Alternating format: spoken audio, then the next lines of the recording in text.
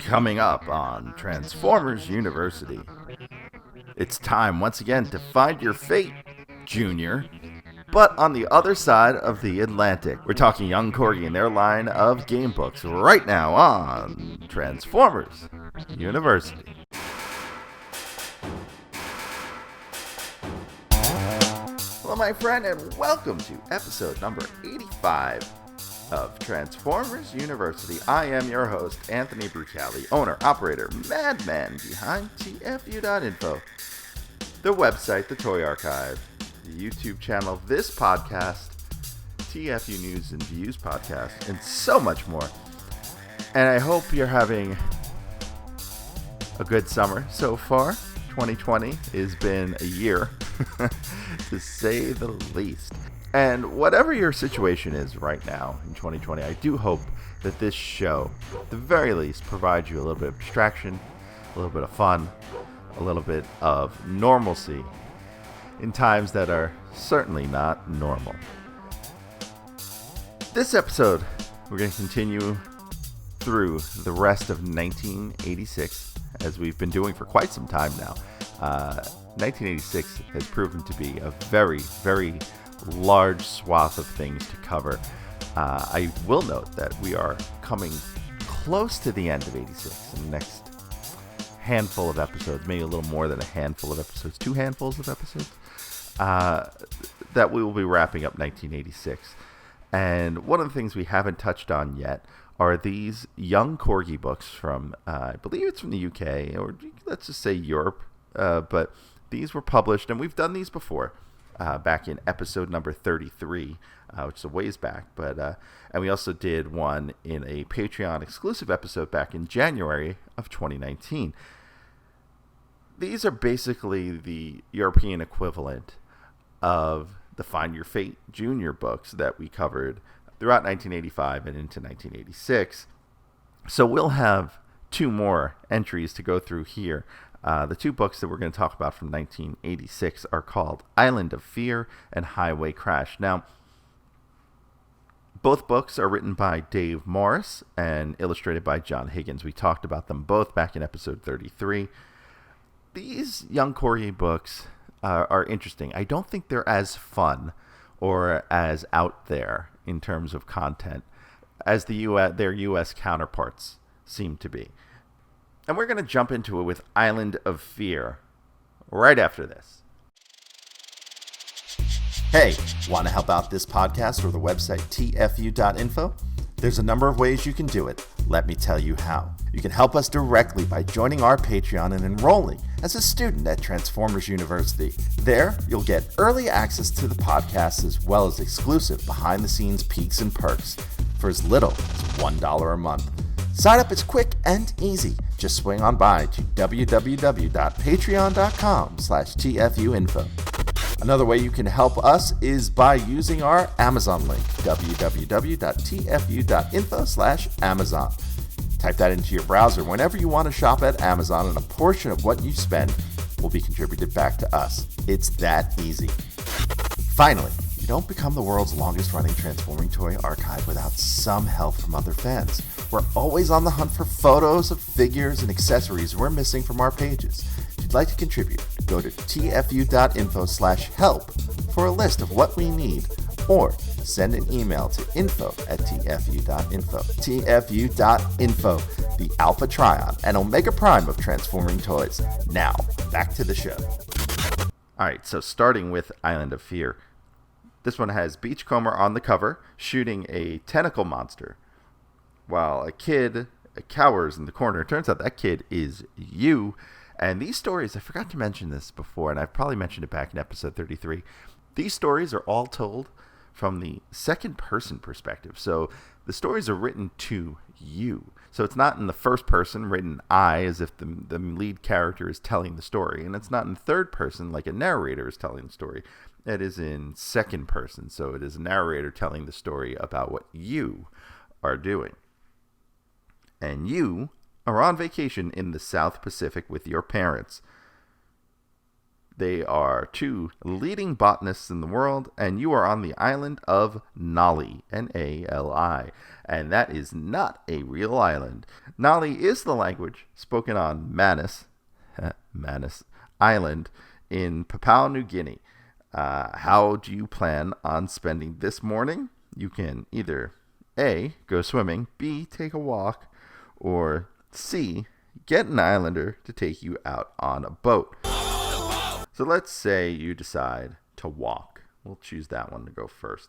And you will meet villagers over at the rice fields, and you will have the option to either talk to them or go to the beach.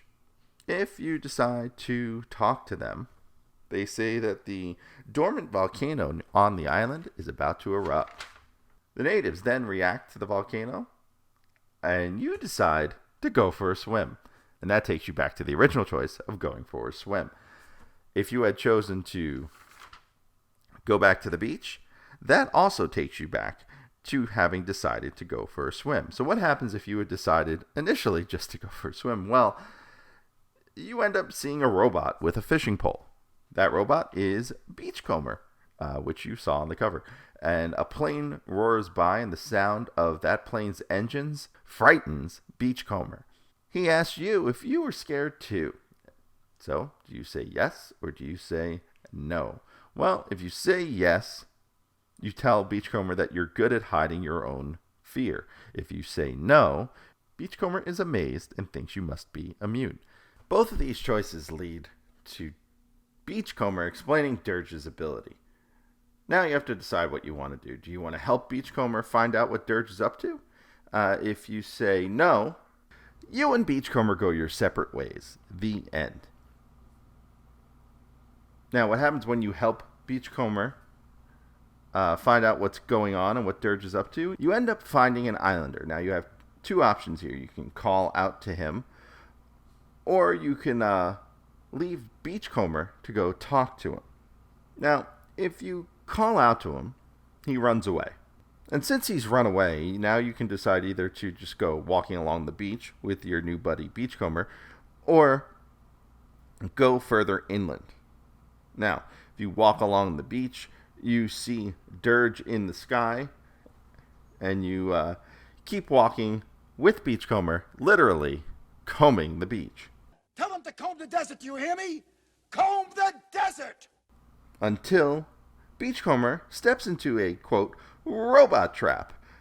And it sounds like a bear trap, more or less, and has a tangle of cables around his ankle. You have three options here. You can either grab the cables and try to pull them off, you could try to pull Beachcomber out, or you can run back to the beach. Now, if you grab those cables, guess what? You get electrocuted. The end. If you pull Beachcomber out, or at least try to pull Beachcomber out, you get electrocuted. The end. Now, if you run back to the beach, you grab a piece of driftwood. You use that to push the cables off of Beachcomber, and then you find a generator that's powering the robot trap, and you smash it with a rock. You end up at a volcano, and Beachcomber transforms, and the two of you drive up the side of the volcano. It turns out that Dirge has been drilling inside of this volcano and could destroy the entire island. Now, the question comes up, does Beachcomber know that Dirge's engines, his fear engine power, doesn't work on you? Well, if the answer is yes, then you both enter Dirge's hideout. Beachcomber spots an electronic jammer. You take it down and turn it off to help him out and place it in your pocket. You reach the center of Dirge's hideout and you find the laser used to drill into the center of the earth. And that leaves you with a pair of options. You can either use the laser to shoot Dirge, who is in his hideout and does not see you, or you can wait until Dirge leaves. If you use the laser to shoot Dirge, Beachcomber will refuse. He wants a peaceful solution. You turn on the laser, and it accidentally fires and hits Dirge and the computers in the base. The base explodes, and everyone dies. The end. Now, if you wait for Dirge to leave, Dirge will transform and fly away. But suddenly, Beachcomber is pointing that laser at you. Do you stand still? Do you dodge it? Or do you take that electronic jammer out of your pocket and stop Beachcomber? Now, if you decide to stand completely still, you did the right thing, because there is a giant tentacle monster behind you. Beachcomber shoots it. It's called a Denebians Stalker. It's Dirge's pet, and you've just killed it.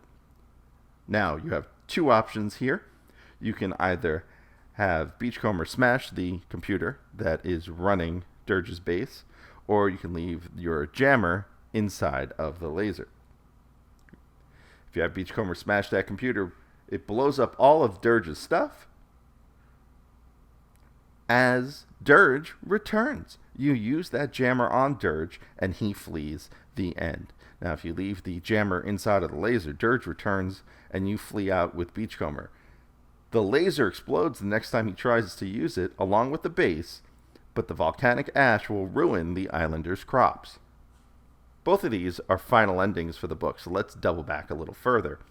If you decide to dodge Beachcomber's laser, you'll end up actually jumping into the laser because he was shooting over your shoulder. You die. The end.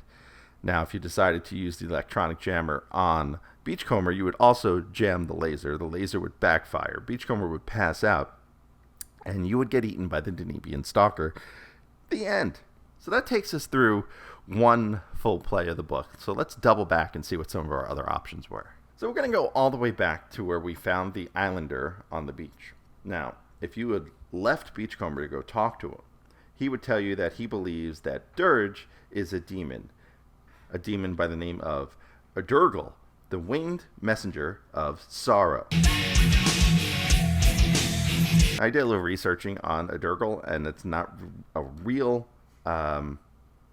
mythical figure, but it seems like it's derived from the Indian goddess Durga. And the islanders of Nali in this book, their folklore says Adurga is the devil. The devils!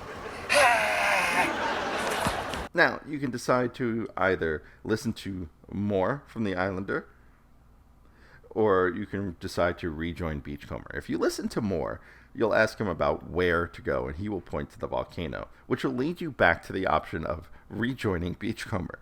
So if you double back to that same option, you both believe it must be Dirge, and then you and Beachcomber go for your walk on the beach. We're following orders. We were told to comb the desert, so we're combing it. Now, the other option here is that if you had gone and called out to the islander and he had run away, and you decided to go inland, the two of you would run into a leopard inland on the island, and you would be faced with two options. You could either hide behind Beachcomber or run up a tree.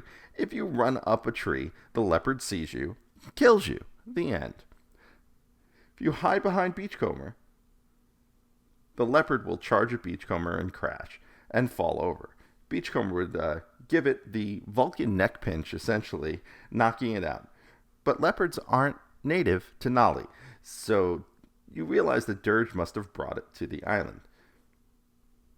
And you end up at his volcano base, which is the option where Beachcomber transforms and you drive up the side of the volcano. That is where you jump to. So that takes a lot of our options off the table, but if we double back, there's still a bit more in this book. Now, the one place we can go back a little further is if you get an islander to take you out on a boat. So after you drive up the volcano, you were faced with the options about whether or not Dirge's engines work on you. And we said yes earlier, but if you had said no, you would wait outside and you would spot Dirge returning. And then you can either stay outside or you can go into the hideout. If you go into the hideout, you catch up with Beachcomber just before he spots the electronic jammer, and you carry on the story from there. But if you decided to stay outside, you hide behind a rock. Dirge goes inside in robot mode and closes the door. You wait, and wait, and wait. You go home. Nali Island is doomed. The end. But wait, there's more. Let's go all the way back to the beginning to the original options of swim or get an islander to take you out on a boat. If you get out on a boat, You hire a boatsman. While you're on the boat, you see a plane, and the boatsman is terrified. You also see a blue and yellow hovercraft. You can decide to hail it, or you can decide to ignore it. If you decide to ignore it, you go back inland and you decide to go for a swim, and it's the same as if we had gone earlier. Now, if you decide to hail it, you have two options. You can either board it or you can go back. If you go back, it takes you the same way as it did if you had ignored it. But if you decide to board it, a voice rings out, and it is Sea Spray introducing himself. Just then, Dirge flies overhead, and Sea Spray deploys his laser, but he cannot lock on. Now, you can go to the deck and help him aim, or you can use his controls to help him aim. Now, if you go up to the deck and help him aim, you fire the laser and you hit Dirge. But Sea Spray needs to find Beachcomber. You know of a cave where he could possibly be. Now, you can either tell Sea Spray or not tell Sea Spray. If you decide to not tell Sea Spray, he drives off. The book tells you to start over. The end. Now, if you decide to tell him, you find Beachcomber. Beachcomber says he is on vacation. He reluctantly takes on the mission. You spot an islander, and then you get the same choices about approaching the islander as you did previously. Now, if you decided to use Beachcomber's controls to shoot down Dirge, you have three options. You can press the green button, you can turn the yellow knob, or you can press the blue joystick, or play with the blue joystick, I guess. Okay, it's use the blue joystick, right? Anyway, if you press the green button, this fires at Dirge, he flees, and you end up back at deciding whether or not you tell Sea Spray about where this cave is. If you turn the yellow knob, it tunes the radio, and you hear Dirge say, "Fear is the element that unites all losers." He fires a missile and kills you. The end. If you use the blue joystick, you aim Sea Spray's targeting computer, you fire and hit Dirge, and then you go to the point where you tell Sea Spray whether or not you know about that cave. And that are all the options for Island of Fear. My thoughts on this, it's an okay story. It's not a great use of the game book format because it doesn't take you in many different directions. It's more of like a circuitous route to the same goal. There's only 3 Transformers in here. There's some fun art, but nothing special. Dirge, though, is drawn with his cone down. And that takes us to our second book, same writer, same artist, called Highway Clash, and features a very toyetic Optimus Prime and Megatron on the cover, possibly clipped from box art. And the story takes place in Yorkshire Dales, which is in the northern part of England. It's actually home of the Yorkshire Dales National Park, and you're there drawing an ancient block called the Druid Stone. Now, this is not a real thing. However, there is a place in Yorkshire Dales National Park called the Druid's Temple. It's like a miniature Stonehenge kind of place. It was built around 1820 by a local landowner named William Darby. It was built during a recession to help the locals with some unemployment. So this guy wanted his own personal Stonehenge. He even hired men as a challenge to live there as a hermit. The challenge was for 7 years. No one made it the 7 years, but one guy did last 4.5 years living in this fake Stonehenge as a hermit. Now, back to the story. You see and hear a huge lorry in the distance, and that is not Hugh Laurie. Sometimes the best gift is the gift of never seeing you again. And this lorry, aka what Americans would call a semi-truck, is escorted by a police car and several motorcycles.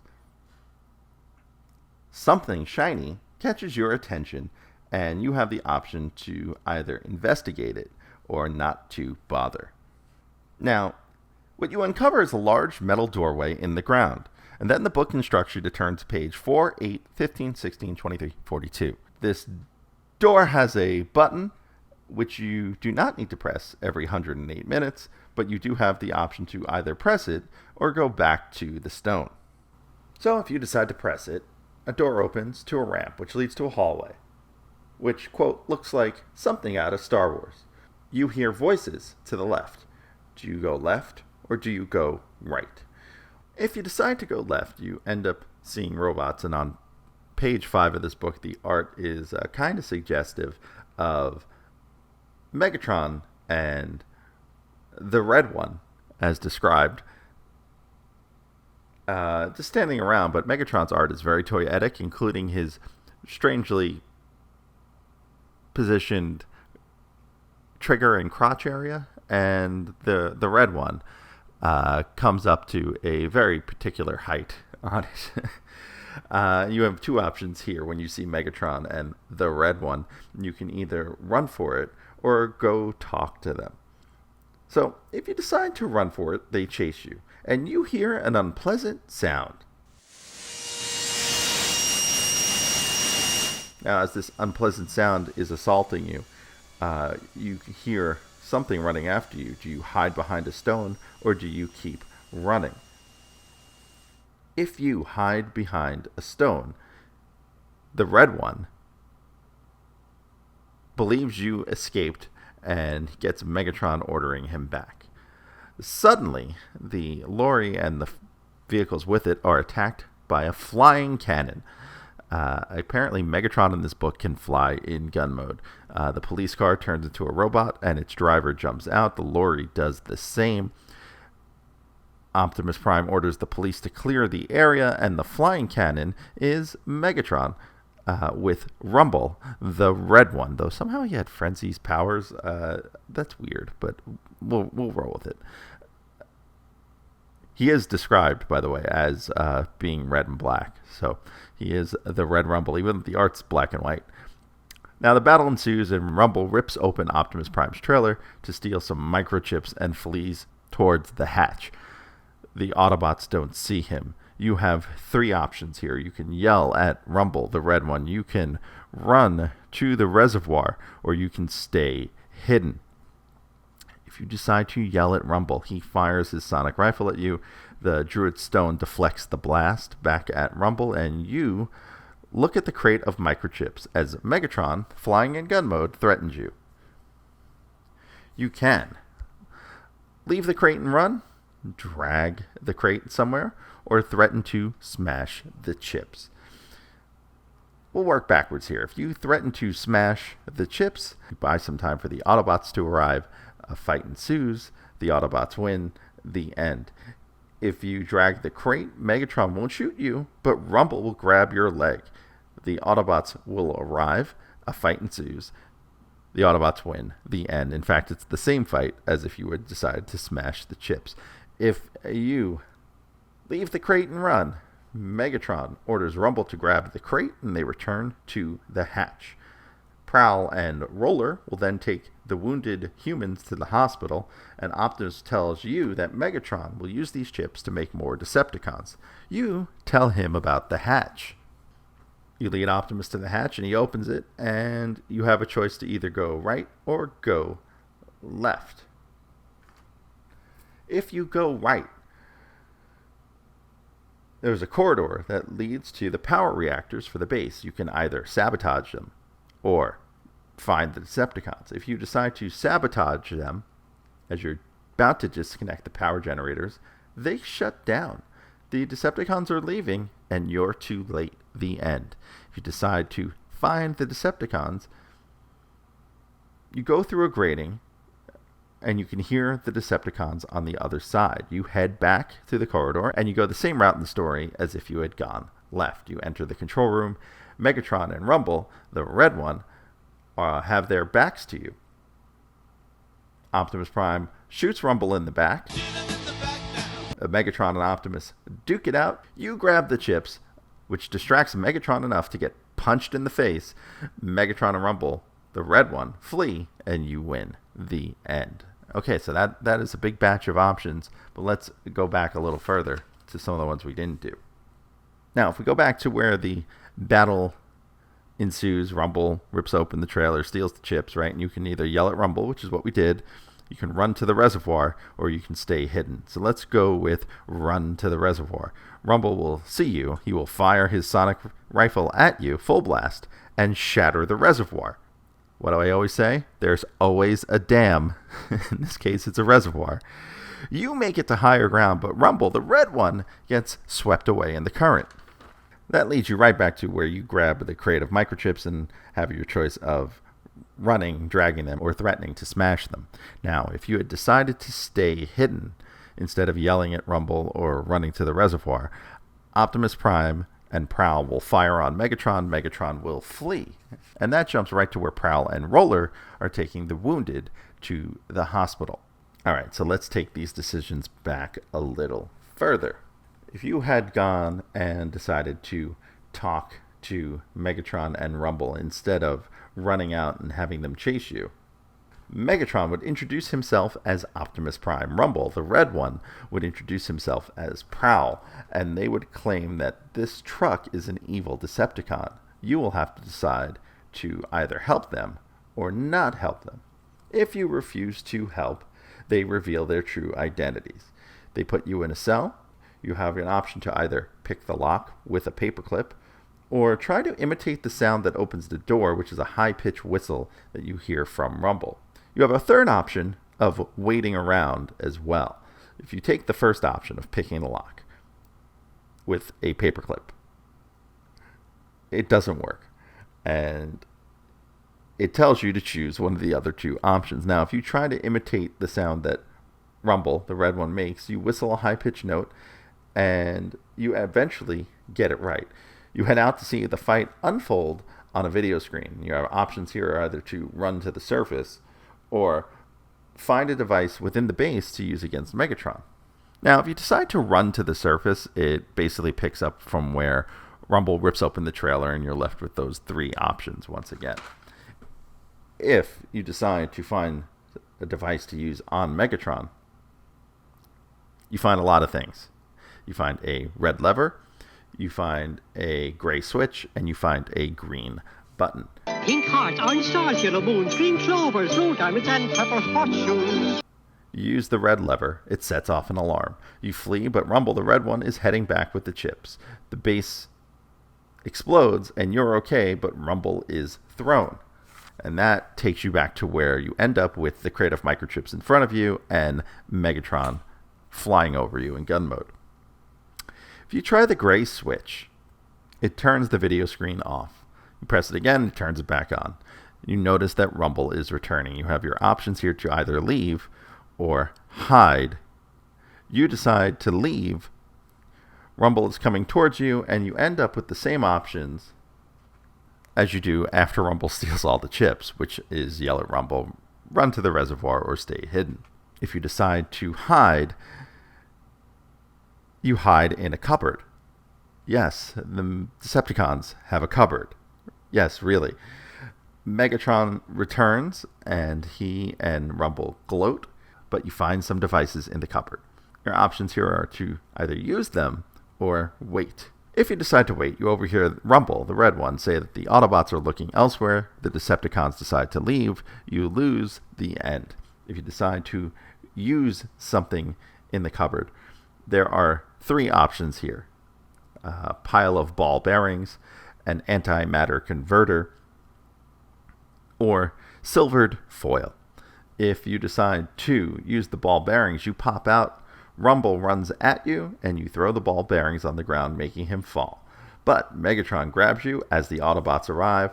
Optimus Prime busts in, and then we go back to the ending where Optimus and Megatron duke it out, and Megatron gets distracted and punched in the face by Optimus, and you win.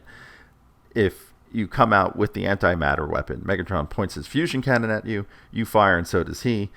The two weapons nullify each other. Megatron grabs you as the Autobots arrive. Optimus Prime enters and shoots Rumble, the red one, and then we're back to the same ending as if you had chosen the ball bearings. Finally, the silver foil. If you use the silver foil, you hang it from the inside of the door, and you open the door. Megatron shoots your reflection. It's the funhouse trope that has been in many, many movies. Optimus arrives, guns blazing, And then the story moves on to the same ending as if you used either of the other two things in the cupboard. And so that wraps up all options here. So we need to double back to your choice of instruments. So we've done the red lever, we've done the gray switch. We need to do the green button. It fires a laser that nearly hits a cop outside. Your choices are to run outside or to hide. If you hide, you end up in the cupboard again. If you run outside, you end up where Rumble is coming towards you as you're leaving, and then back to the same options of yelling at Rumble, etc., etc., etc. So let's double back to some of the choices we didn't take. If we move all the way back to when the Decepticons put you in the cell, we still have the option of waiting around. Now, if we wait around, the Decepticons return. Rumble is hurt and limping. He comes to your cell and he's about to drag you out when Megatron calls. The bars are closing. You have two options. You can either stay in your cell or jump through the bars.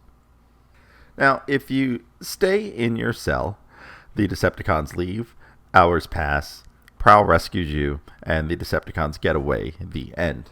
If you jump through the bars, you see a video screen with the Decepticons returning. You have your choice to either hide or to exit. If you hide, you end up in the cupboard. If you exit, you end up finding the devices in the cupboard, and you're left with the choices of using those devices. So that takes us back to when Megatron introduces himself as Optimus and Rumble, the red one, as Prowl. If you agree to help them, the Decepticons will want you to stop the convoy. You head up to the road, and you have two options. You can either stop the convoy or head on back. If you decide to stop the convoy, you flag it down. The Decepticons attack. The Autobots transform. You realize you've been tricked, and Rumble rips open the door to the trailer and steals the chips. And that'll lead to the point where Prowl and Roller are helping the wounded. If you decide to return and not attack the convoy, the Decepticons will run past you and attack the convoy anyway. And then once again, that takes you to the point where you can yell at Rumble, run to the reservoir, or stay hidden. So that leaves only a few options left to explore. So we have to go all the way back to when you enter the hatch for the first time. If you decided to go right instead of left, you would move a grating and end up in a control room with two robots that you, at that point, don't know. You have your option then here to talk to them, which is the same option as if you had gone left and then found them and talked to them. You have the option to stay hidden, which you can then see them watching the convoy on a screen and hear their plan, which would then lead you outside, which is your third option. You can go outside, and that will take you to the point where the flying gun mode Megatron attacks the convoy. Now, there's a couple more choices here. You could have chosen not to press the button on the hatch and going back to the Druid Stone. That would actually take you to the same page as if you had taken the second option of the first choice, which was to not bother investigating the hatch. From that line of decisions, you would see the convoy get attacked, and then you would see the battle ensue and Rumble ripping open the trailer, etc., etc., back to where you need to either yell, run, or stay hidden. And that's all of our options for this story. Much like Island of Fear, this really does lack a lot of the horrible deaths or of the character that is supposed to be you. Also noticing the character choices here. This was probably written in 85 and published in 86, since it is all first-year characters, not even second-year characters, but first-year characters in this book, whereas Island of Fear is all second-year characters and published in 86. And that covers all of these two Young Corgi stories. Now, before I wrap things up, I do want to revisit one thing from the previous episode. If you joined us for episode 84, or where I covered the Transformers Universe miniseries from Marvel, and my good friend, Gabriel Owens, the Salty Seaman, reached out to me and said he wanted to comment a bit on those books. And, I hadn't thought about reaching out to anyone on those books because I didn't think there was much of a personal connection, but Gabe wanted to chime in with a few things. So, without further ado, my good friend, Gabriel Owens, the Salty Seaman. Hey folks, Salty Seaman here. Thought I'd go over a few of the things from the TFU books and covered on the last Now episode. Little timing issue here, but, I figured go ahead, throw my 2 cents in. I'll take a look at this from, what, I remember as a kid. I owned 1 and 4. So, a lot of my impressions of what the characters were in those 2 issues came from having those. I think Ann did a good job of explaining how much, we didn't know, you didn't often know the personalities of the characters because, you'd get, like a 1-paragraph summation in the comics maybe, and a lot of times a lot of the guys were just kind of background and never really got to show their personality in the cartoon. So you end up with, unless, you went and memorized or, which I used to do. I used to read the text specs at Kmart all the time. We went about every week. So I knew a lot of characters, text specs just from doing that. And of course, my 2 issues of TFU, 2 of my favorites, Blades, is another one I don't really see talked a lot about him being just kind of a punk, just a guy who likes to get in fights and, just, he's that dude that's the first guy to, get into a brawl in the streets or whatever, Decepticons or not. I always love that characterization, and that's what I, always played him up as in my playtime as a kid. He was always the first guy to run into a fight. And again, a characterization I don't remember ever seeing anywhere. I mean, maybe one of the comic issues gave him that little 1 paragraph, and I like to fight. I don't know. I'm sure Anthony could tell me if such a thing ever happened. Another one, Blaster kind of sounds like an idiot in his. He doesn't. His text spec is definitely more of his TV character vice his cartoon, but he's even. They kind of play it up as like his weaknesses. He can't control himself around rock and roll, and kind of makes him sound stupid. I always thought, I was like, I think you could, contain yourself a little bit, buddy. And I think. Broadside was a toy I did own, but it was a second hand in a trade from daycare, I think. No accessories. I think half the stickers were missing or misapplied, and no, definitely no text spec. So this is I did get the characterization from the TFU book, and yeah, it was like, man, he got such a raw deal. It's like, he's basically being forced to do 2 things he hates. Just because, you're designed this way. You end up with some moral and ethical issues here. So I always kind of, Broadside's, said he's fear of heights and he gets seasick. And on top of that, his other weakness is he gets rust if he's out to sea too long. Because apparently they don't know how to, he doesn't have a crew of deck people, busting rust and keeping it. You think, this is like the second guy I think we have that, lists his rust as a weakness, Steeljaw being another. You'd think it'd be one of those things the Transformers would have eliminated by now in their life, but, that seems to be one of those slightly, you could say inconsistent things. Dive Bomb was another one I got, I think same thing of, it was a trade of some sort, I think from daycare. Again, I think it was the only Predacon I had growing up. I had the wings, but no weapons. I don't think he had any stickers. But it was cool. I always loved the toy. But yeah, I don't think I ever paid attention to this tech. I mean, I had this tech spec before I had Dive Bomb, and it didn't color my what I ended up kind of making his personality at all. I guess I just didn't really care for it. Or it just didn't stick in my head, despite, I read these issues, multiple times. I definitely remember being, a little kind of weirded out by their dismissiveness of Grimlock's weaknesses in his weakness section. Other than arrogance and lack of speed. Those are pretty big differences your enemies can exploit on you. Even if you are otherwise, giant and tough as nails like Grimmy is. So I always thought that was funny. Like, they don't consider that to be a big deal.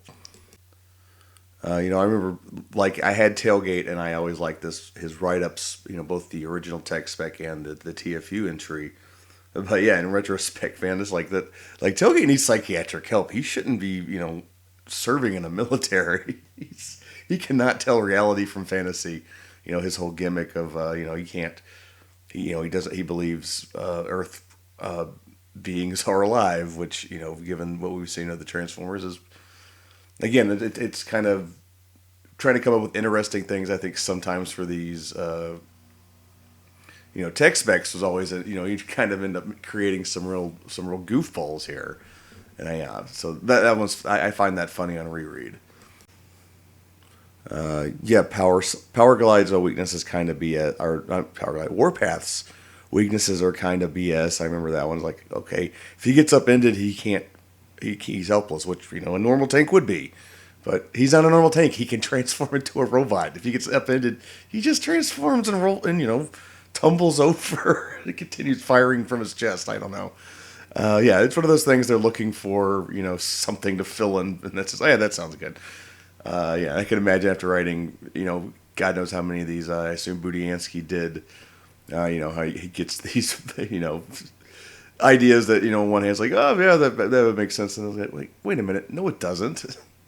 We see some interesting changes in ideas with, where RC was going. RC in the movie, I guess, was supposed to be the love interest of Hot Rod, which is very, talked about in her tech spec. And we had that scene of them kind of argue flirting at the Battle of Autobot City. And then, of course, the big change is, the series, it goes in a different direction, and she hooks up with Springer. First time we have a regular female, of course, she has to be hooking up with people. That's just the nature of things, I guess. She's also the only girl that we see pretty much of thousands of men, so hey. The launch of 1,000 fanfics and love triangles, shout out to Bobby Carruthers. I think that little detail in the tech spec actually added to pretty strongly. And poor Arbliss here, just getting crapped on. This guy, just everything that happens to him in the tech spec is like, he's a big chicken coward. He ran from a monster planet. I'm like, what a mean write-up for no good reason to this poor character. It's pretty funny. I will say this is, I never picked up, no pun intended, Cup's name comes from pickup truck until they spelled it out in this tech spec. So, thank you, Bob. And speaking of Springer, I did not own it as a toy. I did read the tech spec, and there was a mom and pop store near where my mom owned a restaurant for a while that had a Springer. I used to go in there wanting to get it, and I never did. But I read that tech spec a few times, and of course this one, because Springer's one of my favorite characters, and both talk about his great springing ability, where he gets his name, but like we never ever see anywhere, I don't think. Always interesting. His name's a weird artifact for something he never really does in fiction, even though, that's always been his name and, been part of his tech spec. So, that's so pretty funny. But yeah, that's it. I just, little quickie here, from the two issues I had as a kid and how it kind of shaped how I saw a lot of, Transformers, and especially my own little, acted out fanfics around my bedroom. Back to you, Ant. And, of course, you can catch Gabe on his YouTube channel, The Salty Seaman, over at youtube.com/recharge138. Thanks for listening to the show. Stick around to hear what's coming up next episode. But first, I want to fill you in on a few ways you can stay in touch with the show. Want to be on the show?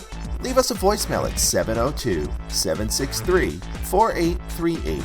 That's 702-POD-4TFU. Or send an email to info@TFU.INFO. Be sure to catch us on Twitter at TFU_info and on Facebook and Instagram under the username TFU.INFO, all one word. Also, please subscribe to our YouTube channel, youtube.com/TFU.INFO, where we post all of our podcasts, plus special video segments, reviews, and live coverage of Transformers-related events such as New York Toy Fair and New York Comic-Con. I hope you enjoyed this episode. Please visit us at www.tfu.info the world's longest-running transforming toy archive. Next time on the show, we are staying in Europe, staying in the UK, and wrapping up 1986 for Marvel UK. We've got one issue, issue 93, the Christmas issue, plus we're going to talk of the 1986 annual from Marvel UK, and you do not want to miss this one.